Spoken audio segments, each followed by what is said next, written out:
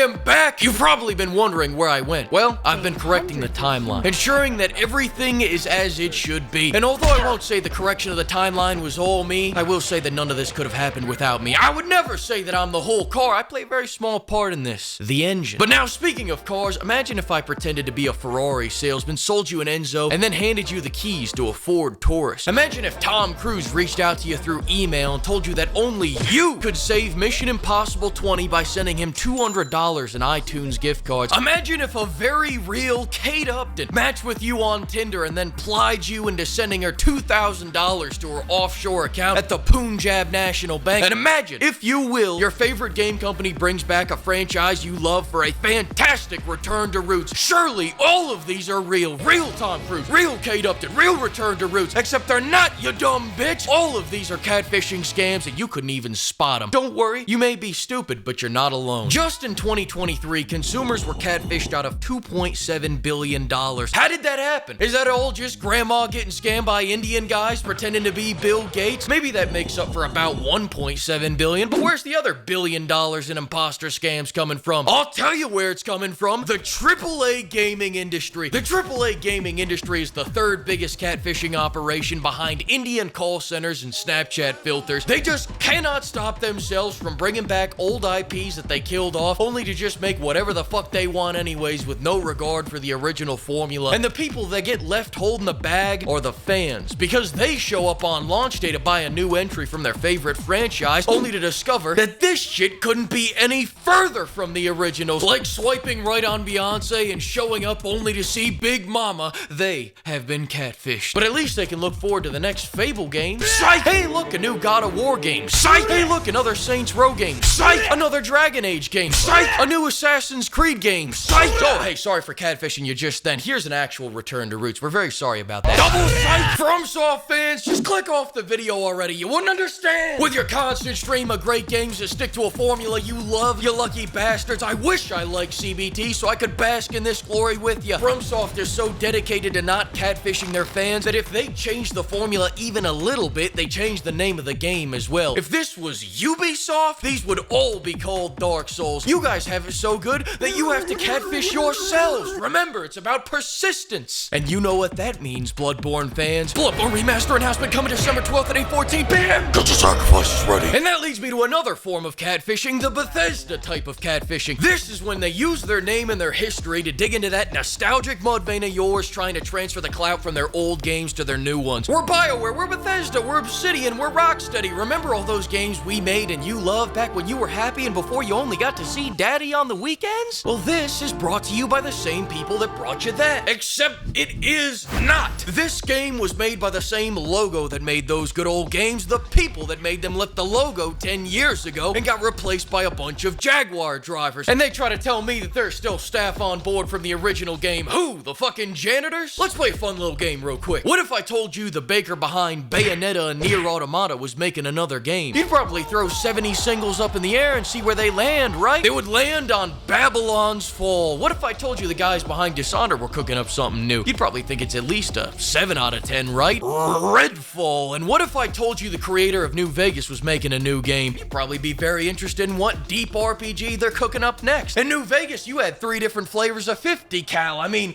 where can we go from here? The resounding answer, backward. Now your sniper rifle and your grenade launcher share gun enthusiasts' favorite caliber, heavy ammo. As it turns out, if you duct tape 8 rounds of .308 together, it turns into a grenade launcher shell. It's a regular war zone out here, pimp. Nobody is who they say they are. The other day, I reunited with THQ, only to reach down her pants and grab a handful of Nord dick. Turns out THQ went defunct in 2013, and Nordic bought it a year later so they could parade it around like Lincoln's corpse. Who does that?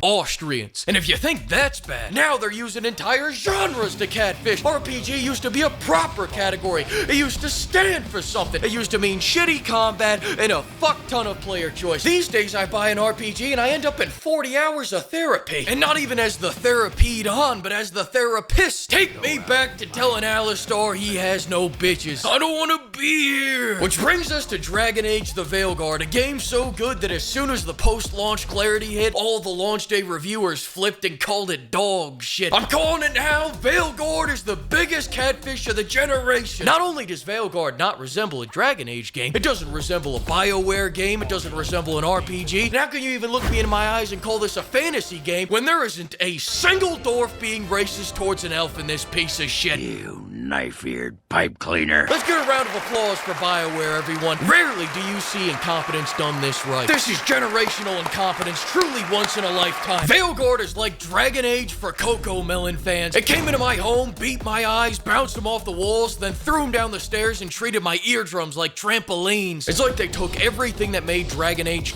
and decided to do the polar opposite. But am I shocked by this? No, everything I said in my first video was right. And I knew it would be right because the gaming industry has catfished me so many times before. That being said, I'm still waiting for Stalker 2 to finish getting patched up, so fuck it, let's clown on this for a bit while I wait. That means I got probably about a year left on this review. First off, the combat is every bit as enthralling, engaging, and incredible as I thought it'd be. Why not build on the classic CRPG Tard Wrangling combat as fans have been asking for since the second game? Fuck the fans, nobody plays CRPGs anymore. But when I play this, I feel like I'm experiencing a new level of strategic depth as I combine fast-paced attacks, parries, and dodges to exploit my enemy's weakness, stone railings. But none of this would have been possible without my loyal sewing circle. I'm joking, of course. They are completely useless outside of the one skill wheel use I get from them every 45 seconds. I understand now why they made them invincible. They are total morons. This game must take place in 1986 before Street Fighter invented the combo, because these dumbass companions practice the ancient art of hitting these motherfuckers one time for 11 damage in the most elaborate way possible, then wandering off. Somebody hand me a towel so I can throw it in. This is the type of shit that happens when you turn off natural selection,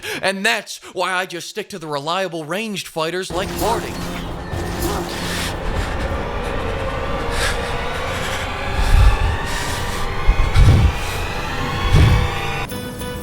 Harding's right. This requires a good scout. I'll take care of it.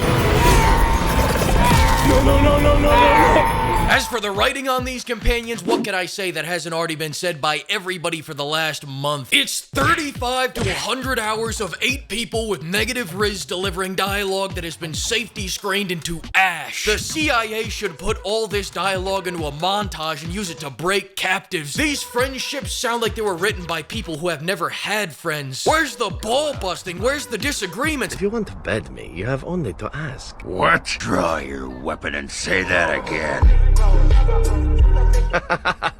I jest, my foul-smelling friend. You are only slightly less attractive to me than a slime-filled pool of swamp water.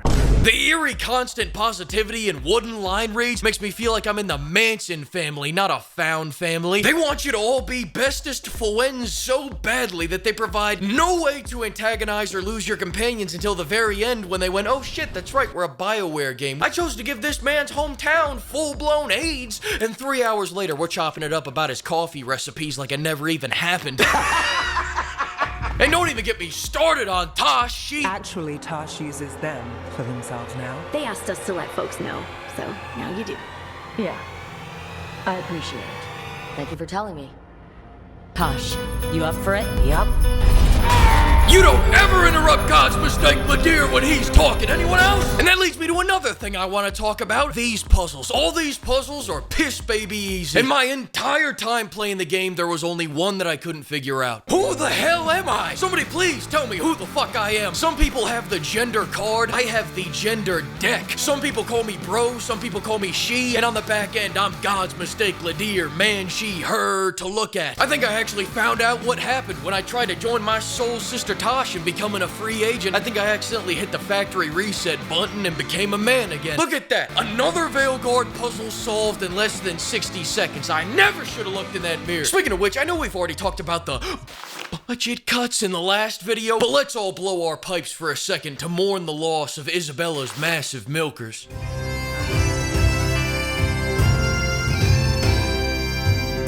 Now, for the record, I was planning to do more side quests, but then I found out you get the best ending by not doing any of them. If you neglect every companion's quest line, you unlock a special ending where everyone dies. Let me think about if I want to do that real quick. I don't understand why you're bringing so many books. Well, I don't see what your We're objections only are. going My 2 days. party Emmerich wants to see more of Ferelden, My so dear we're Harding, camping. And he's treating it like you have to in academic year. Across the street,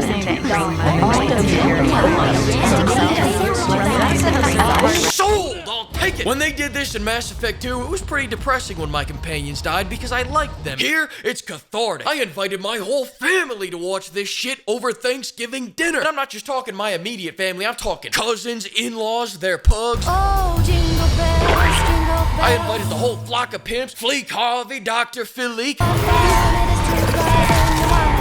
Fleek Fietti, Preachazoid, Jingle bells, jingle jingle Fleek Jones, Fleek Rogan, all the way. Excuse me, can I please bite a chunk out of that apple? a Canadian guy, Dashing through the snow. Fat Albert, dog, get your big ass in here. Can't fit through the door? Ah, another year of unemployment, you'll be able to squeeze in just fine. On horse open sleigh, over the fields we go. You can come in too, S-Fest Fleek. Merry Christmas, Xbox.